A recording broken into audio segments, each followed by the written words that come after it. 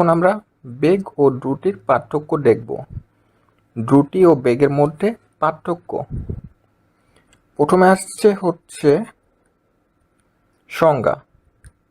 দ্রুতি হলো একক সময় অতিক্রান্ত দূরত্ব, আর বেগ হচ্ছে সময়ের সাথে কোনো বস্তুর সরণের হারকে বেগ বলে। রাশি। দ্রুতি একটি স্কেলার রাশি, এটা শুধু মান আছে। অপরদিকে বেগ হচ্ছে ভেক্টর রাশি, যার মান ও দিক উভয় আছে। মাত্রা।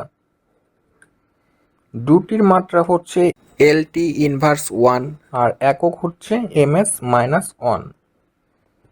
অপরদিকে বেগের মাত্রা হচ্ছে LT ইনভার্স 1 এবং একক হচ্ছে ms-1। সো আমরা বলতে পারি এই দুটোর মাত্রা একই এবং একক হচ্ছে একই, সেম। তারপর হচ্ছে গাণিতিক। দ্রুতির যোগ বিয়োগ সাধারণত গাণিতিক নিয়মে করা যায়, মানে সাধারণ যোগ বিয়োগ যেভাবে করি সেভাবে করতে পারি, বাট বেগের ক্ষেত্রে যোগ বিয়োগ সাধারণ গাণিতিক নিয়মে করা যায় না। কারণ কি? কারণ হচ্ছে এটা একটি ভেক্টর রাশি, এজন্য। সূত্র।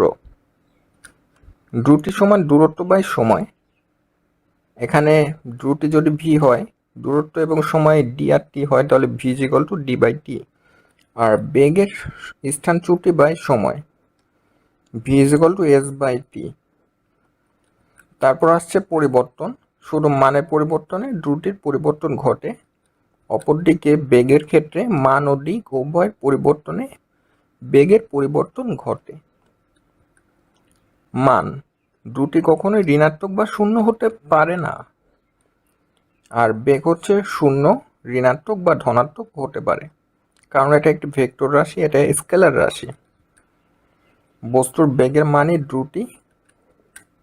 নির্দিষ্ট দিকে গতি বেগ, এই যে দিক কথাটি থাকার কারণে এটা একটি ভেক্টর রাশি।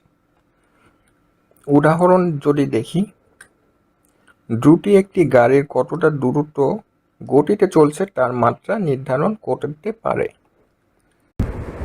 বেগ একটি গাড়ি কতটা দ্রুত চলছে এবং কোন দিকে চলছে তা নির্ধারণ করে। সো এটাই ছিল দ্রুতি ও বেগের মধ্যে পার্থক্য।